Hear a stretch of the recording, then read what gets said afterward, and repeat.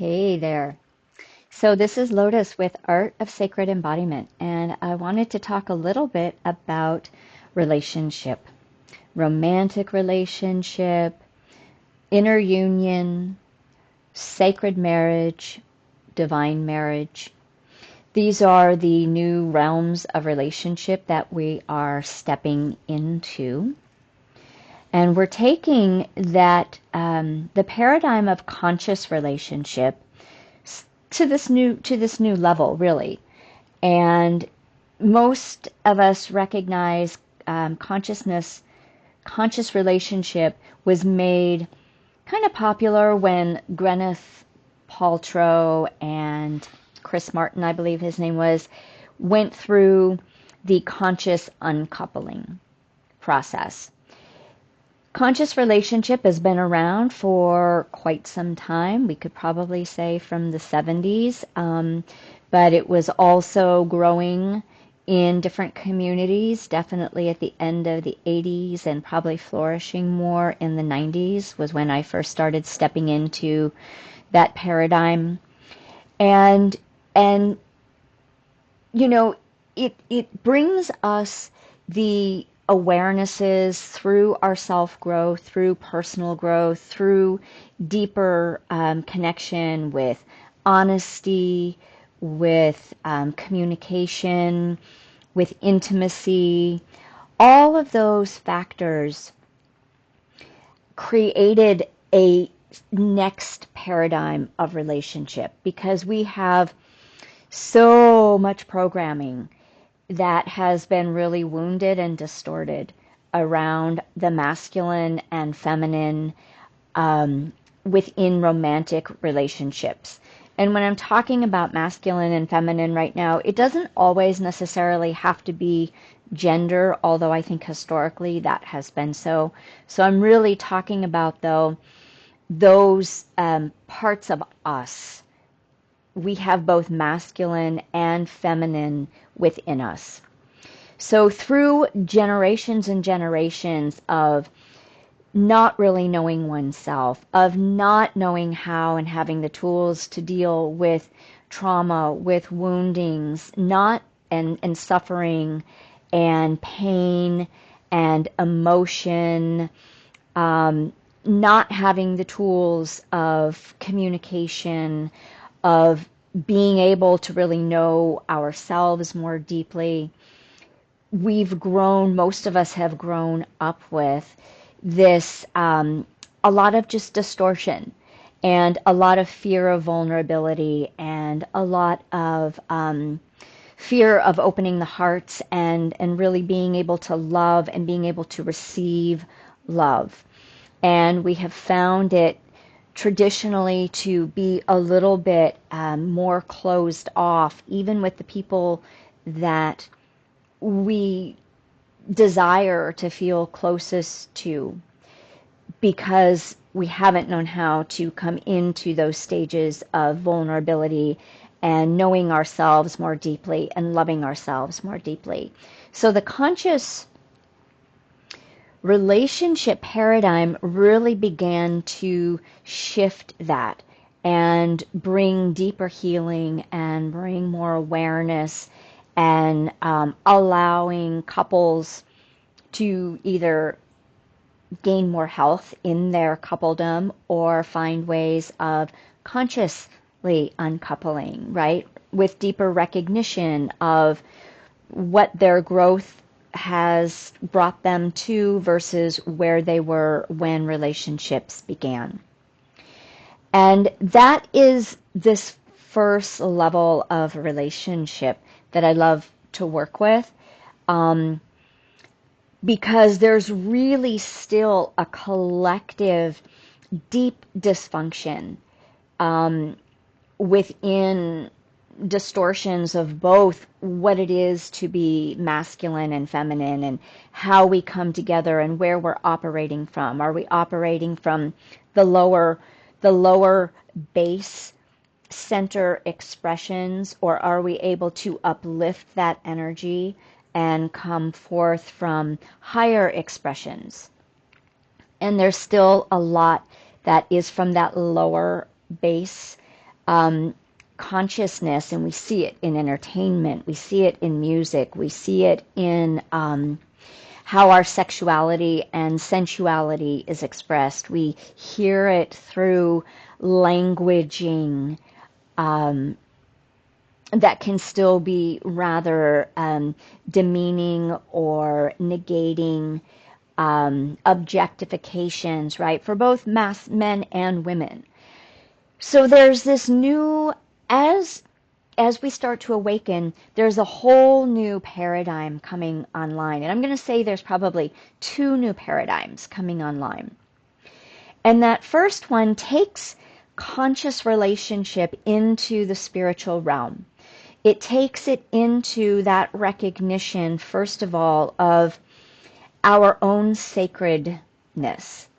And that elementally speaking, we all have a sacred masculine and sacred feminine within us.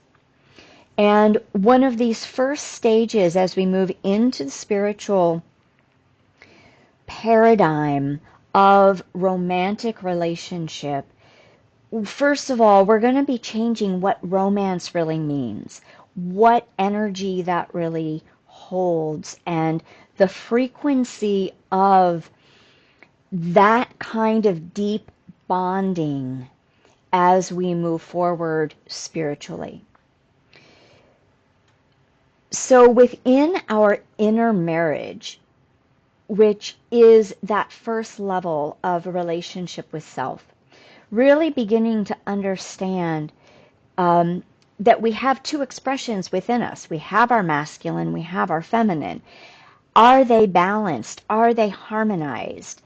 Can we bring that self-love of both of those expressions, or rather the multitude of each of those expressions within ourselves, and find inner balance and harmony?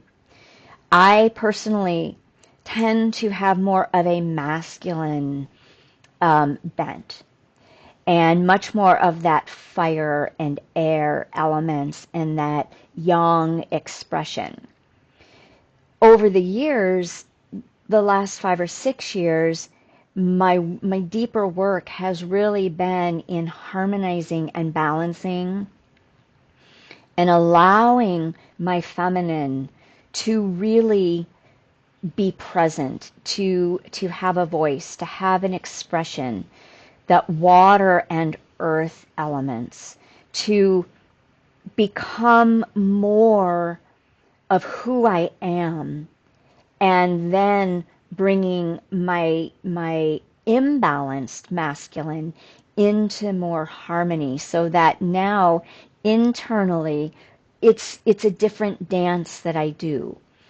And it's been a dance that I've had to learn how to do through self-love, through my own vulnerabilities, through my own tenderness with myself. And this is what this first level that I work with is really harmonizing this inner alchemy into coming home to our true balanced expression.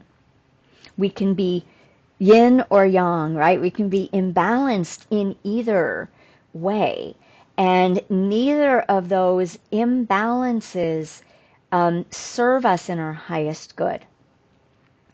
And what's normally going to happen is wherever our imbalance is, we might then attract to us a partner that is going to balance us externally. This isn't good, bad, right, or wrong. Everybody gets to decide for themselves whether this suits you or not. But as we move into these new paradigms, what we're being shown is that we want to be balanced within first. And we can do this whether we're in relationship or whether we're single. Sometimes I think it's maybe easier to do this work while we actually are unto ourselves, so to speak. but that isn't necessarily true. Everybody is different, and everybody's paths are going to be different around these teachings. So if I have an imbalanced yang, then I'm most likely going to have or attract a partner that might have more yin, that allows me to feel more in balance.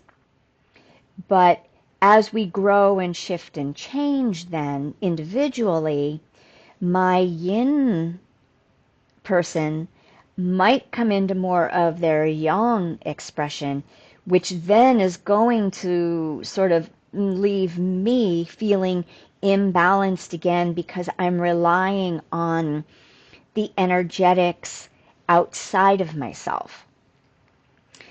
So then a couple might have to readjust together and exploring where their true balance is individually while still trying to do that together.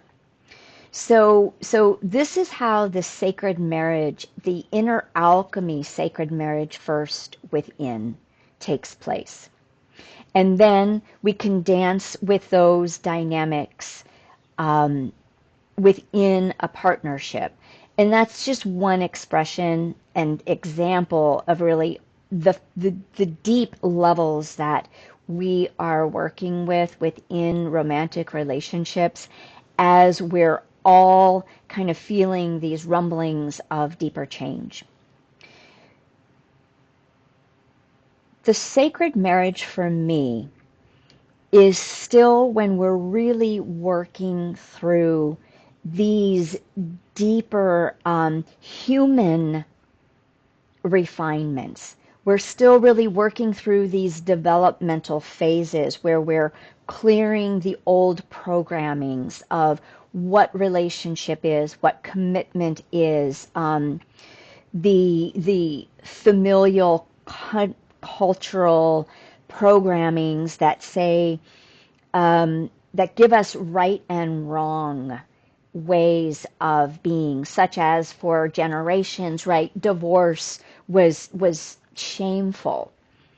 And while that has changed, we still carry a program that doesn't really allow for both people in partnership, in relationship, to grow and evolve in different directions, that we don't have to wait for a complete breakdown where relationships are really where what we've had at one point is destroyed because we're trying so hard to stay within that programming, and we don't usually even know that's what's happening.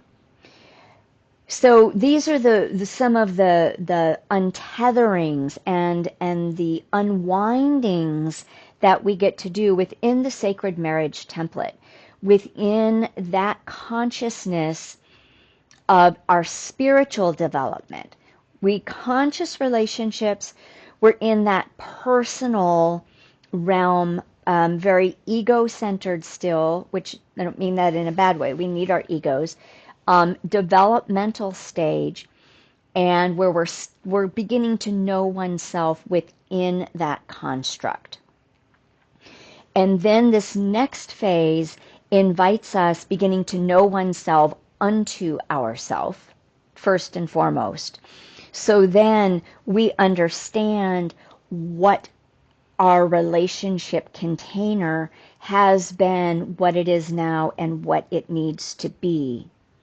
And whether we can grow perhaps apart and then together, or we can grow apart and consciously maintain the love and the honor and face the transition that does come with the pain and the deep vulnerabilities and loss together within the connection that doesn't have to fray and frazzle and create more pain. Then there is, once we move through those old paradigms, then we get to start to access the divine unions. And divine unions, for me, have to do with the relationship that is deeply connected with divine source, where each individual is deeply connected. There's done a lot of the healing has happened. A lot of the old programs have been cleared. We're working from a new earth, a higher trajectory, a higher self-expression of union, of partnership, of romance. A lot of the sacred and divine union paradigms, I think, and some of the paths really take romance out. I find that romance, as I continue to explore it and refine it, the frequency of it changes from what it's been, and I find it to be one that holds a great deal of wonder and mystery and an unknown on a soul level that connects two people in ways that can't have words put to it. And that love is a very deep, profound love. It is not the love that comes from pain and suffering.